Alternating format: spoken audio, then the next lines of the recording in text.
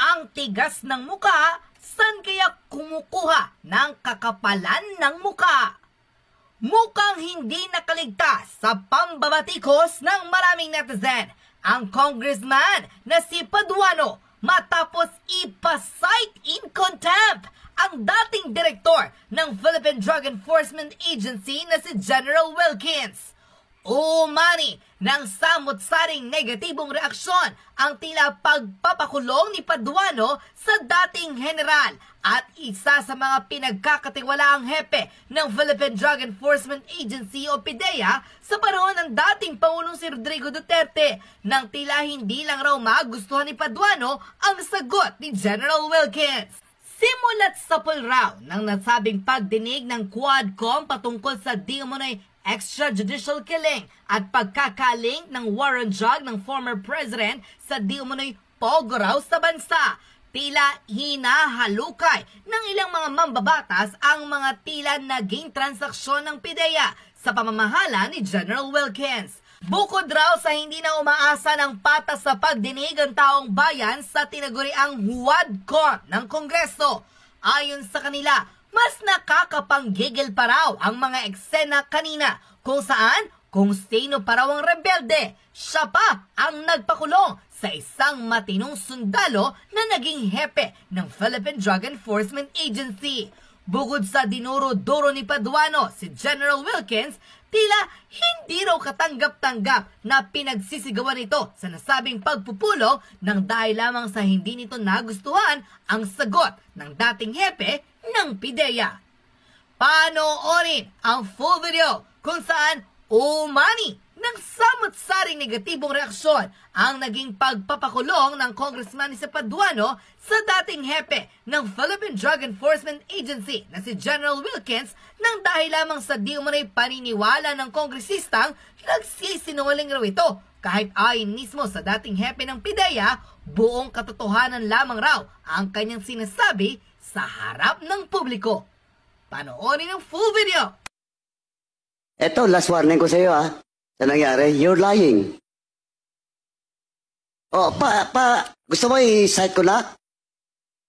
Paano-ano pa yung mukha mo eh? You're not respecting this committee. And I warned you, this will be the last. Kanina nung tinatanong kita, akala mo hindi kita babalikan? Now you admit that is all about your command responsibility. Well, in fact, magtuturuan na, aserto, dinideny mo. Of course, your words against the words of aserto. Now, eto si Jed. Did you really interrogate personally, Jed Hilapel? Yun nga, Mr. Chair, hindi ko kasi maalala na nakinausap ko siya. Basta ang alam ko, nasa opisina siya, Mr. Chair. Ayun. And I don't lie, Mr. Chair. You're not lying, you lie. Just a few minutes ago. Sa harap ko. Sinabi mo na delegated, that authority was delegated to your personnel. Yes, Mr. Chair. Nung tinanong ka ni Chairman Acop, inamin mo. Question of command responsibility. Are you not lying? No, Mr. Chair. Also, Mr. Chairman, with that, I move to cite in contempt General Wilkins. Pasensyaan po tayo dito. In violation of Section C, Section 11, letter C, of our rules. So move, Mr. Chairman. Pinagbigyan na kita.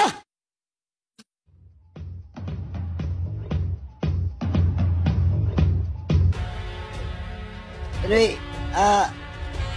Sir Wilkins, doon sa narration ni Jet, tama po ba na nung, of course, again, you will not remember the exact date, but ito, tandaan ni Jane, nung January 4, 2005, inimbitahan niya daw si Jane, si Jet, at saka sa opisina niyo.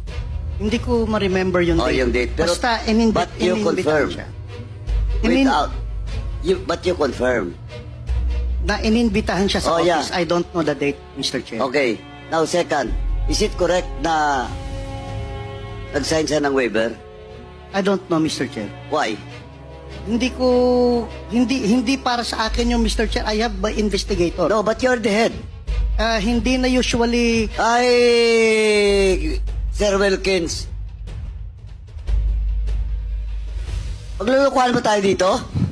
No, Mr. Chair. Kasi sa akin, Mr. Chair. Project mo yon. Yes, Mr. Chair. Ngayon, kinuha niyo yung subject, yung supposedly suspect, without a warrant. Di ba tama? Without a warrant? Their invitation? Yes, Mr. Chair. So now, para hindi kayo makasuhan, nag-waive siya. Pumirma ng waiver, tama? Hindi ko alam, Mr. Chair, kung nag-waiver siya because my investigator, sila yun, Mr. Chair eh. Usually, Mr. Chair, pag head ka ng office... Mr. Wilkins, ikaw yung head of office, napakalaking project, tapos hindi mo alam, tapos hinayaan mo yung mga tao mo na papirmahin yung subject o yung suspect for a waiver? Mr. Chair, as head of office, ang in-charge dyan is investigator. I delegate the job sa investigator. Anyway, Mr. Chair, may lawyer sila, Mr. Chair eh. But in that case, Mr. Wilkins, are you not liable if ever there will be a violation of the rights of because you're just the head and there is an investigator? Ito, theoretical lang. Mr. Chair. Are you not liable? Theoretical ha? Hindi ko sinasabi na he has all the basis of his overclaim. Usually, Mr. Chair, sa... Hindi nga. At tinatanong ko, theoretical. Hypothetical. Theoretical. Are you liable or not? No, Mr. Chair. Why? Dahil hindi naman... But you are the head of the office. Yes, Mr. Chair. If illegal activity or whatever violation of law under your office, as the head of office, you are reliable, especially in this case.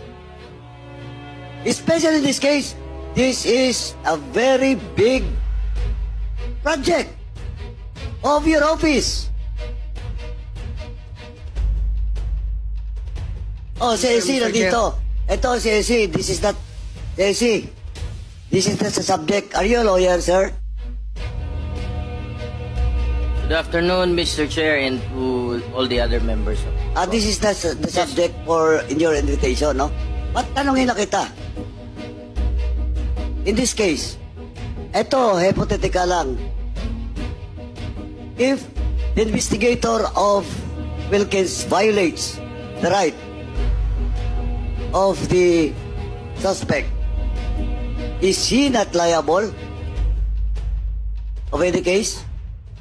Mr. Chair, there are circumstances that has to be met for the principle of command responsibility to apply to the extent that the principal may be liable.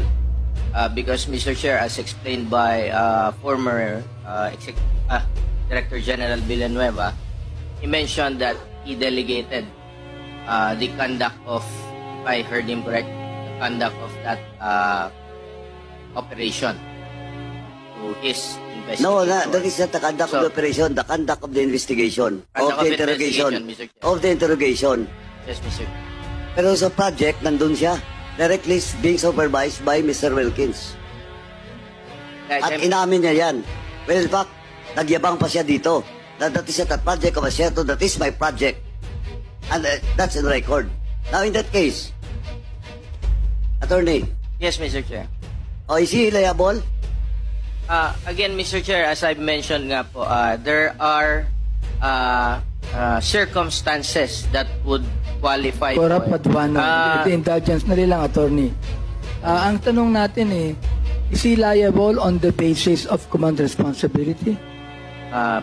Mr. Chair, as I am explaining, there should be qualifying circumstances present in a case for a principal to be liable under command responsibility. There is Ito, last warning ko sa iyo, Ano nangyari? You're lying. Oh, gusto mo i-cite ko na? Paano pa yung mukha mo eh?